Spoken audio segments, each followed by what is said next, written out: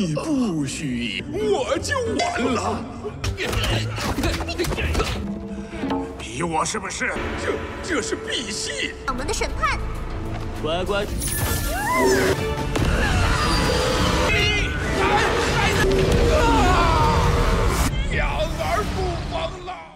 Halo semuanya, selamat datang di Ruang Sinema. Bagaimana kabar kalian semua? Semoga selalu sehat dan baik-baik saja. Sesuai jadwal, jadi pada hari ini kita akan kembali melanjutkan series Donghua Hidden Sekte Leader episode terbaru, yang mana ini adalah episode yang ke-40.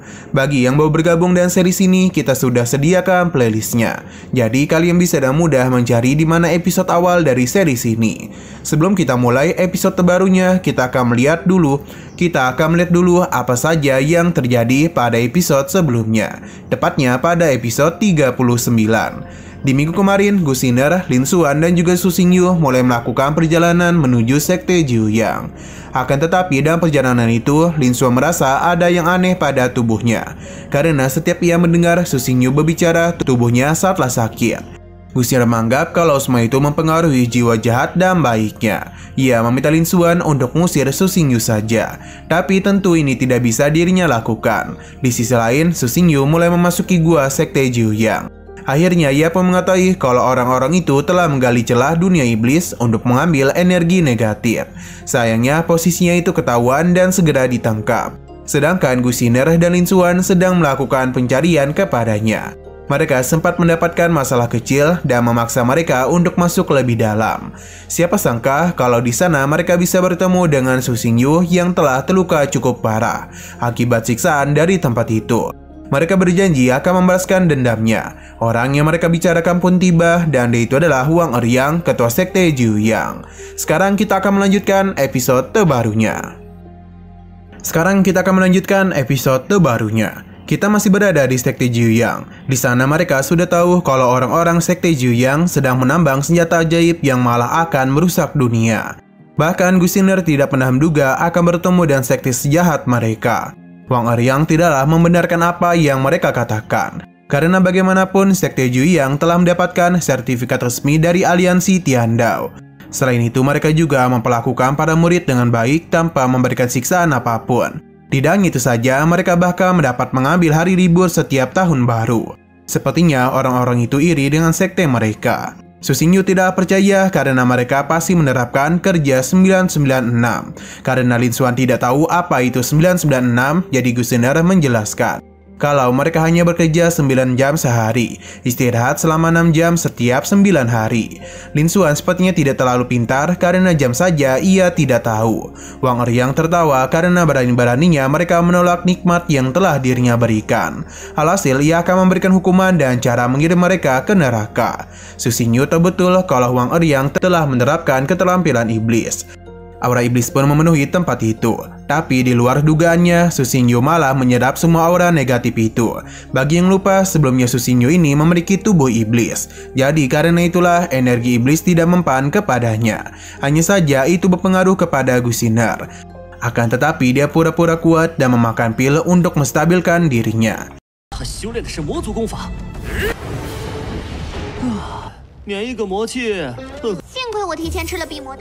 Tidak hanya dia saja, namun Lin Xuan juga terpengaruh. Tapi dia tetap tenang dan mengeluarkan napas yang begitu segar. Wang Eryang semakin kebingungan karena bagaimana bisa energi iblis diubah menjadi energi spiritual.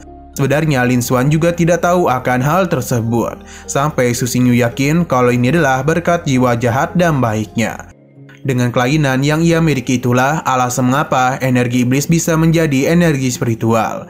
Gu Xiner memberikan energi spiritual kepadanya, dan yang Lin Xuan keluarkan adalah energi iblis. Sepertinya memang benar kalau Lin Xuan mampu melakukan pengubahan. Wang Eryang meminta mereka untuk tidak banyak bacot dan lebih baik memberitahukan identitasnya kepada dirinya. Karena diminta, mereka pun mulai membentuk formasi. Sesuai dengan tradisi Sekte Immortal, mereka pun berkenalan dengan cara yang agak aneh, layaknya Power Ranger yang sedang memberitahukan kekuatannya.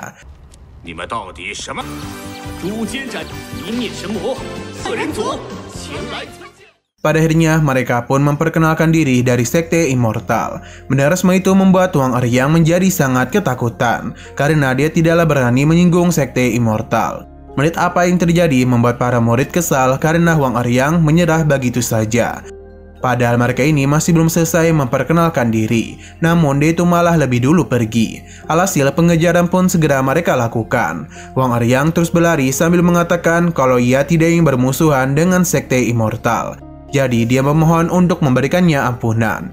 Kushiner dan yang lainnya meminta Huang Eryang untuk tidak berteriak seperti itu, yang seakan-akan dialah yang menjadi korban.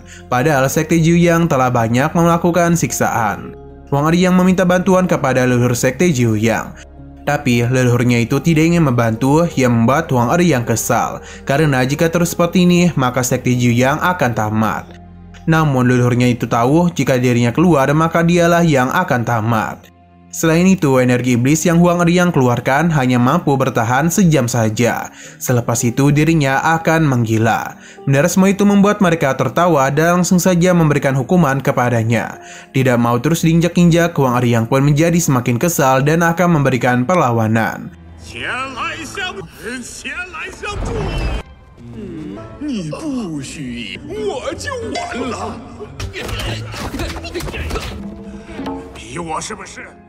Berhubung leluhurnya tidak kunjung keluar, maka dirinya akan memaksanya keluar. Walaupun itu akan melukai dirinya, Huang Eryang pun gunakan semua kemampuannya dan membuat sosok Tuan Wang keluar dari dalam tanah. Melihat para murid yang ketakutan membuat Huang Eryang senang dan meminta untuk dipukuli lagi. Ucapannya langsung dikabulkan oleh Tuan Wang karena dia begitu kesal kepada Huang Eryang. Sebab dia itu malah berniat untuk membuatnya mati bersamanya. Ia akan terus memukul Huang Eryang untuk bisa melihat apakah ia bisa diubah menjadi kertas. Setelah memberikan hukuman itu, Tuan Wang pun menjadi puas. Sekarang dirinya pun akan memberikan hukuman kepada Gushiner dan yang lainnya. Akan tetapi ia cukup terkejut karena Su Xingyu memiliki tubuh iblis bawaan. Ia menjadi semakin tertarik dengan tubuh yang ia miliki. Karena selama memiliki tubuh tersebut, maka Tuan Wang itu tidak perlu takut mati lagi. Untung saja serangan yang Tuan Wang lancarkan masih mampu ditahan oleh mereka. Para murid meminta Tuan Wang untuk tidak percaya diri dulu karena yang memiliki kekuatan jiwa bukan hanya dia saja, namun mereka juga memilikinya. Mu Bupai pun dipanggil dan membuat Tuan Wang benar-benar terkejut. Mereka yakin ini pasti bisa mengalahkannya. Akan tetapi Tuan Wang langsung menggunakan napas iblisnya yang membuat Mu Bupai menjadi takut.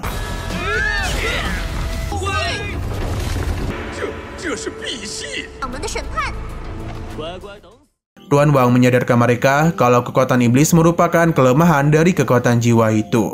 Tuan Wang berjanji setelah mendapatkan tubuh abadinya, ia akan menjadikan mereka sub. Kini Gushiner dan yang lainnya benar-benar sedang tertekan. Selain itu, tidak ada satupun cara yang mereka miliki. Sampai pada akhirnya Gushiner baru ingat kalau mereka ini bisa bergabung menjadi satu ke dalam Mu Bupai. Ini semua dilakukan agar Mu Bupai kebal terhadap kekuatan iblis yang Tuan Wang keluarkan. Gushiner akan mengendalikan Mu Bupai, Su Xingyu akan menyerap kekuatan iblis, dan Lin Xuanla yang akan menetralkannya.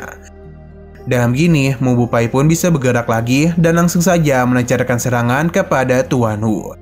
Dalam pertarungan itu terlihat jelas betapa mendominasinya mereka. Bahkan Tuan Wu tidak memiliki kesempatan apapun untuk bisa menyentuh mereka.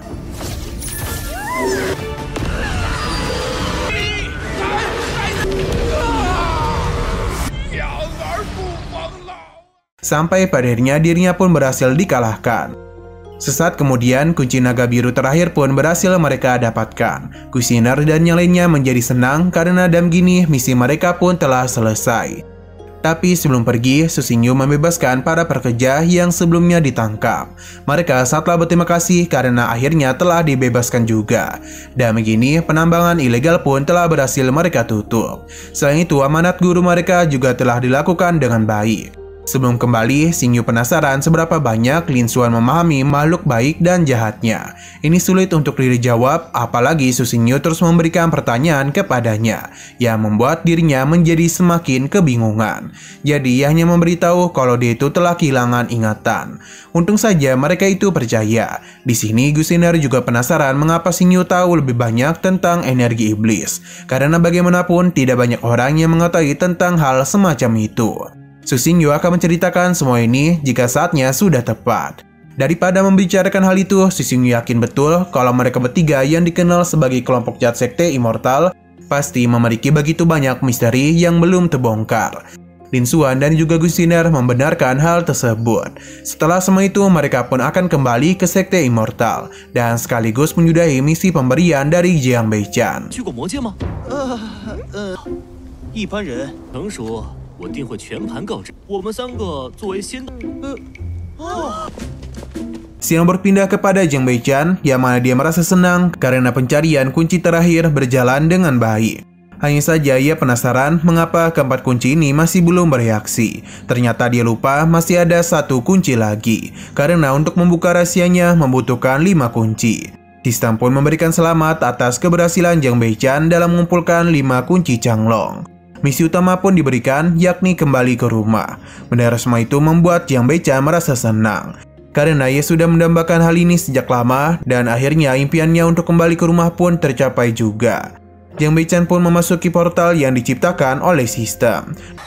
这钥匙收集，恭喜宿主成功集齐。系统撑不起我。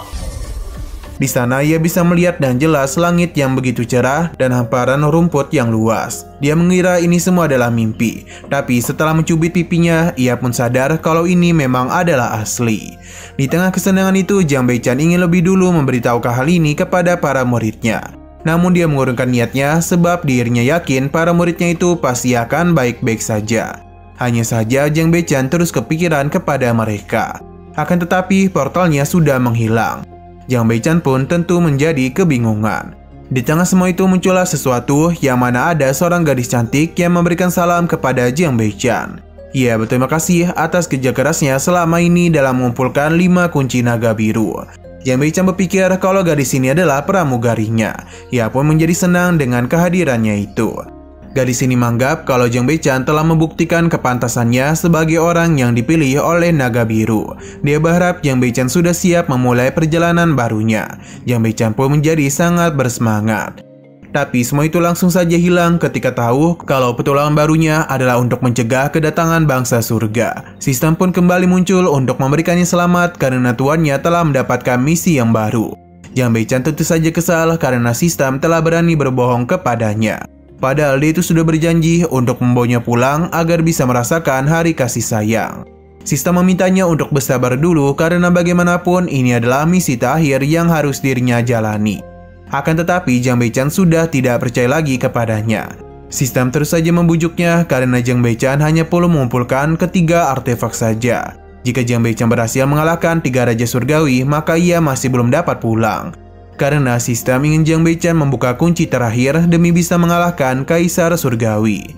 Dan begitu tuannya bisa mengalami pertarungan epik dan mendekati kematian. Perkataannya sontak saja membuat Jiang Beichan kesal. Ia memilih untuk pergi saja daripada harus menjalani misi berbahaya tersebut. Hanya saja gadis ini memohon agar Jiang Beichan bisa menyelamatkan semua nyawa di dunia. Sebab ialah satu-satunya harapan yang mereka miliki. 阻止天，请宿主稍安勿躁，成功触发九死一生之集齐3神器，及人皇进行。错了，爱谁谁吧，大不了。你是我。 Perkataannya pun membuat Jiang Beichan dibawa kembali ke sektenya. Para tetua berusaha membangunkannya sebab Jiang Beichan sendiri telah memanggil mereka semua kemari. Jadi mereka pun penasaran sebenarnya apa masalah yang harus dirinya bicarakan. Atau dia itu sudah mendapatkan peluang yang bagus. Atau bisa saja menemukan gudang harta lainnya. Jiang Beichan meminta mereka untuk tidak terlalu bersemangat dulu. Tian dan Zhao Hong pun meminta maaf. Pada hari ini Jiang Beichan akan memberitahu mereka tentang beberapa rahasia. Tapi sebelum itu dia meminta Gu Xiner untuk menyingkirkan kursinya dan berdiri dengan yang lain. Jiang Beichan penasaran apakah para muridnya tahu mengenai alasan para pejuang berkeliling dunia. Para murid yakin kalau tujuan para pejuang adalah untuk bertarung dengan dewa dan iblis lainnya demi bisa melindungi dunia. Jiang Beichan membenarkan hal itu karena dewa dan iblis merupakan bangsa surgawi. Seharusnya mereka itu sudah pernah melihat beberapa di alam rahasia Tianyuan. Zhao Hong baru mengingat hal tersebut. Jiang Beichan memberitahu kalau orang-orang itu berasal dari klan surgawi. Ia mengingat perkataan dari si gadis kalau klan surgawi lebih unggul dari semua klan di dunia. Mereka sangat menyukai kekuatan spiritual. Jadi karena itulah selama ribuan tahun ini mereka ingin menaklukkan dunia manusia demi bisa mengambil beberapa budak dan menyerap kekuatan spiritual mereka. Untuk lebih jelasnya lagi, gadis itu pun menceritakan dari awal invasi ras surgawi, tepatnya pada 1000 tahun yang lalu. Ketika itu, invasi mereka hampir saja berhasil. Namun kaisar umat manusia tidak menyerah dan terus bertarung hingga titik darah penghabisan demi bisa mengusir klan surgawi. Berkat perjuangan tersebut, perdamaian di dunia manusia pun bisa terjadi. Hanya saja baru-baru ini, klan surgawi berencana untuk kembali menyerang. Satu-satunya orang yang mampu menghentikan semua ini hanyalah Jiang Beichan seorang. Tapi bagi Jiang Beichan ini bukanlah misi yang harus dirinya tanggung. Sebab dia itu hanya ingin kembali pulang saja. Jadi semua ini bukanlah urusannya. Gadis ini kembali mengingatkan kalau invasi klan surgawi berhasil, maka seluruh umat manusia di dunia ini tidak akan bisa berbuat apapun selain menjadi makanan. Alhasil perkataan itu pun membuat Jiang Beichan sadar kalau kehadirannya sangatlah penting.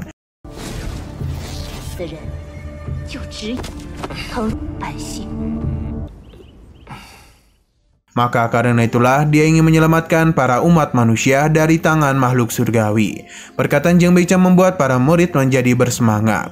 He Tian dan yang lainnya sama sekali tidak sabar untuk mengalahkan para makhluk surgawi itu.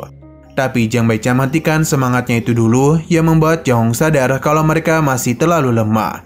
Tapi bukan itu yang dimaksud oleh Jiang Beichan, karena dirinya ingin meminta para muridnya untuk menjalankan sebuah misi. Dia perlu bantuan para muridnya untuk menemukan 3 artefak terlebih dahulu. Gadis sebelumnya menjelaskan kalau nenek moyang surga pernah menggunakan pedang untuk mengalahkan para makhluk abadi. Tianji Jingxiao Magatama datang untuk mengalahkan Kusu di dunia manusia, dan dengan pedang itu jugalah mereka bisa bersaing dengan para makhluk surgawi. Ia meminta Jiang Beichan untuk mengumpulkan ketiga artefak itu. Awalnya Jiang Beichan merasa kalau dirinya sudah memiliki Tianji. Tapi gadis ini masih merasa kalau Tianjing yang dia miliki belumlah sempurna. Jiang Beichan masih perlu membawanya ke Pulau Tianren demi mengisi kekuatan pedang itu. Demi keamanan dunia manusia, ketiga artefak ini harus ditemukan. He Tian, Wang Loli, dan Chu Shangsheng mereka akan pergi ke makam pedang Tianzhou untuk mencari artefak pedang Yuxian. Zhao Hong, Hu Xuanyu, dan juga Mu Jian pergi ke Pulau Tianren di daerah Tianhai untuk meningkatkan artefak cermin Tianji. Sedangkan Lin Xuan, Su Xingyu, dan juga Gui Xiner diminta pergi ke tempat keabadian di daerah Tianyuan. Ini semua dilakukan demi mencari artefak Xiao Magatama. Jiang Beichan tahu seberapa berbahaya misi yang dirinya berikan. Jadi dia meminta para muridnya untuk selalu berhati-hati dan bekerjasama dengan baik. Naik turunnya dunia manusia ini semua tergantung pada mereka dan bukanlah orang lain. Para murid berjanji tidak akan mengecewakannya. 3人前去天海，第4望相助，此行必然。 Setelah semua itu, petualangan baru para murid Jiang Beichan pun telah dimulai. Sebagai seorang guru, inilah hal terakhir yang bisa dirinya lakukan. Tapi dia baru sadar kalau semua itu telah dilakukan oleh para muridnya. Jadi Denny tidak melakukan apapun. Ling Xi datang untuk menanyakan misinya. Jiang Beichan memintanya untuk tetap di rumah saja demi bisa melindungi dua tetua ini. Karena bagaimanapun mereka sudah tua dan sangatlah rentan. Kedua tetua menaruh harapan besar kepada Ling Xi. Siang berpindah ke sebuah tempat yang mana terlihat kalau di sana He Tian, Wang Loli, dan juga Chu Shangsheng telah berada di susunan teleportasi. Dan percaya diri mereka pun ingin pergi. Hanya saja susunan teleportasi itu sepertinya sudah rusak. Tapi bagi pemilik tempat itu susunannya tidaklah rusak. Ia meminta kartu pedang yang mereka miliki. Namun He Tian sama sekali tidak tahu apa-apa yang dia katakan. Pantas saja mereka tidak bisa berteleportasi karena kartu pedang saja mereka tidak memilikinya. Jadi bagaimana bisa mereka pergi ke makam pedang? Seharusnya mereka ini bertanya dulu kepada dirinya. Alhasil antrian panjang yang sebelumnya mereka lakukan hanyalah membuang-buang waktu saja. Karena terus ditekan membuat pemilik tempat ini kesal dan meminta mereka untuk segera pergi.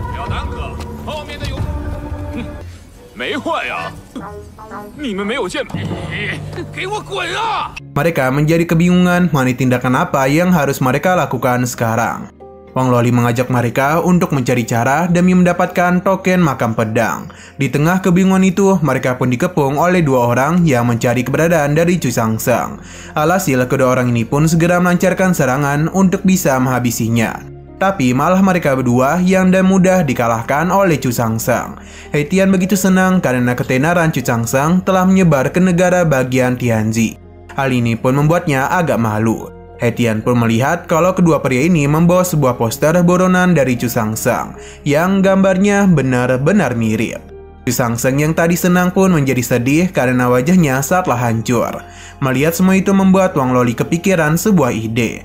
Ia meminta mereka untuk melihat kalau kedua orang ini pasti berasal dari sekte 1000 pedang.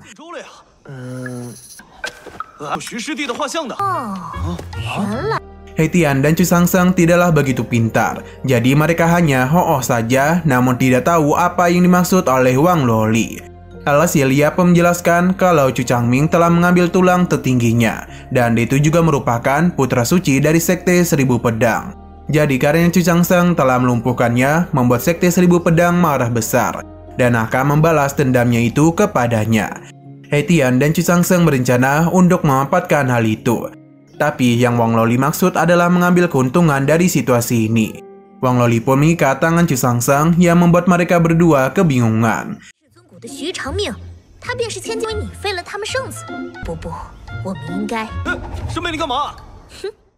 Sino berpindah ke sekte 1000 pedang. Terlihat jelas kalau sekte ini begitu besar. Wang Loli dan Hetian pun pergi ke sana dan menjadikan Chu Sangseng sebagai buronan. Ketika para penjaga menanyakan tujuan mereka kemari, Hetian pun menunjukkan poster hina dari Chu Sangseng. Para penjaga agak ragu, tapi setelah menyamakan wajahnya dengan poster itu, barulah mereka menyadari kalau dia memang adalah Chu Sangseng, buronan yang mereka cari. Chu Sangseng pun berteriak dengan hebat yang membuat para penjaga akan membawa Chu Sangseng ke dalam penjara. Sedangkan Hetian dan Wang Loli tetap di luar saja. Wang Loli memberitahu kalau sebenarnya mereka ini sudah lama mengagumi sekte 1000 pedang. Jadi tujuan mereka kemari juga ingin bergabung dengan sekte 1000 pedang.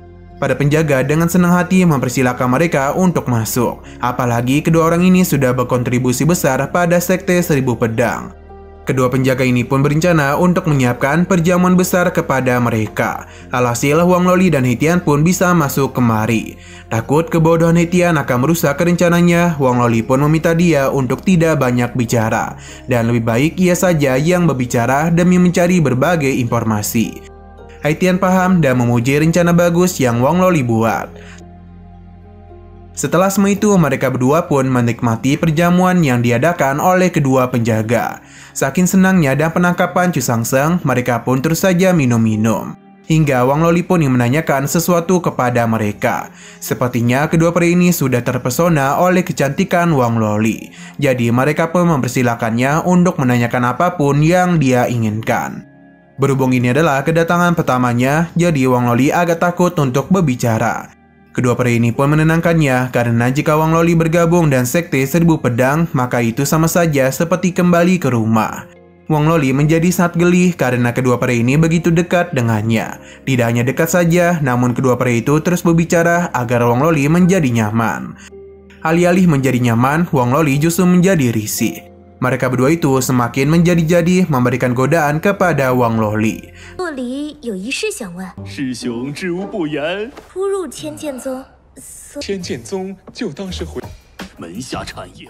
Dan perasaan percaya diri, pria itu pun mengatakan kalau pria tampan sepertinya sungguhlah cocok dengan wanita cantik seperti Wang Loli. Bahkan baru kali inilah mereka melihat gadis cantik sepertinya. Wang Loli sudah tidak bisa menahan diri lagi, apalagi ketika itu salah satu dari mereka mulai menggenggam erat tangannya sambil memuji kecantikan yang belum pernah ia lihat sebelumnya. Wang Loli pun menarik tangannya dari pria kotor itu. Ia mencoba untuk menahan diri, walaupun tanpa sepengetahuan mereka, Wang Loli itu sudah menyiapkan serangan. Bagi kedua pria ini, hanya Kaisar Peri Agung saja yang mampu menyaingi kecantikan Wang Loli. Hetian pun menghentikan semua itu dengan bertanya apakah mereka sudah melihat Kaisar Peri Agung. Tentu saja mereka belum melihatnya, karena sosoknya itu sangatlah istimewa. Tapi walaupun begitu, mereka telah mengumpulkan koleksi dari Kaisar Peri Agung. Hetian menganggap kalau Kaisar Peri Agung tidaklah begitu cantik. Hal itu pun membuat mereka kesal dan mempertanyakan kejantanan yang Hetian miliki. Sebab dia itu bisa berkata seperti itu. Hetian pun tertawa karena dia yakin kalau kedua pria ini tidaklah mengetahui apa yang disukai oleh Kaisar Peri Agung. Dan benar saja mereka tidaklah tahu. Hetian pun dan bangga memberitahu kalau ia tahu apa yang disukai oleh Kaisar Peri Agung. Kedua pria itu pun menjadi penasaran apakah itu. 我们生，你在说什么呢？这是我知道。 Wong Loli menjadi sangat lega karena bisa diselamatkan dari kedua orang aneh ini yang menyembah-nyembah action figure. He-Tian pun memberitahu kalau kesukaan Kaisar Peri Agung adalah ayam peger. Walaupun mereka tidak percaya dan bahkan sempat berpikir apa bagusnya ayam peger itu. Hingga He-Tian menjelaskan kalau suaranya sangatlah bagus. Sebagai sesama penggemar Kaisar Peri Agung, jadi kedua peri ini pun ingin bersulang dengannya. Dan bahkan mereka sudah menganggap He-Tian sebagai seorang kakak. 我也敬师兄一般，来干杯！ Wong Loli hanya bisa terdiam saja melihat keanehan mereka bertiga. Selain itu, Denny masih bertanya banyak hal, namun apa daya kedua penjaga ini sudah mabuk duluan. Bahkan He-Tian juga sudah tidak mampu berdiri. Karena mereka sudah mabuk, Wong Loli pun bertanya suatu hal kepada para penjaga. Tapi sebelum itu, dia ingin mengetes apakah pria ini sudah mabuk atau belum. Penjaga ini malah mengatakan kalau dirinya sudah mabuk dan mempersilahkan Wong Loli untuk mengetesnya. Ia pun menanyakan bagaimana cara untuk masuk ke dalam makam pedang. Pria itu pun hanya tertawa karena ini sangatlah mudah. Mereka bisa masuk selama mempunyai sebuah token. Wong Loli kembali bertanya bagaimana cara untuk mendapatkan token tersebut. Ternyata setiap harinya Sekte Seribu Pedang akan melakukan pengiriman token. Kedua pria itu pun ambruk karena telah mabuk berat. Wong Loli pun menyadarkan He-Tian karena ia sudah mendapatkan semua informasi. He-Tian berterima kasih karena dia sudah bekerja keras. Tapi semua ini bisa Wong Loli lakukan adalah berkat He-Tian. Ia pun tidak mau lagi meremehkan kemampuannya. Mendengar semua itu membuat He-Tian terbangun. Tapi bukan karena terpesona, melainkan karena ingin muntah. 怎么才能获得剑牌？师兄，问到了。不，快躲开！ Setelah muntah, He-Tian dan Wong Loli pun bergegas pergi untuk melakukan penyelamatan kepada Chu Sangseng, yang ternyata dia itu sedang bersih-bersih. Kedua pria yang bersamanya pun segera melancarkan serangan kepada He-Tian dan Wong Loli, tapi mereka itu sudah mudah diatasi. Padahal mereka ini sudah diperingati oleh Chu Sangseng. Ia tidak menyangka kalau kedua seniornya melakukan serangan secara brutal. Padahal kedua orang ini bukanlah orang jahat. Sebelumnya, Chu Sangseng dan kedua orang ini sedang melakukan bersih-bersih karena tempat ini terlalu kotor untuk ditinggali. Hanya saja He-Tian kebingungan dan orang-orang di sebelah lain, yang ternyata mereka tidak setuju untuk melakukan pembersihan, jadi Chu Sangseng melempar mereka ke sana. Hal itu pun membuat He-Tian tidak bisa berkata-kata. 我就提议一起。那些人又是怎么？这。 Nah, sayang sekali episode pada hari ini pun harus bersambung dulu. Oke, sekian dulu pada video kali ini. Untuk video selanjutnya akan segera hadir. Jadi bagi kalian yang ingin mengikuti series ini, langsung saja klik subscribe dan aktifkan loncengnya. Terima kasih yang sudah menonton video sampai habis. Jika kalian suka pada video ini, klik like dan share ke teman-teman kalian tentang channel ini. Dan ditunggu aja kelanjutannya. Oke, sampai jumpa di video selanjutnya.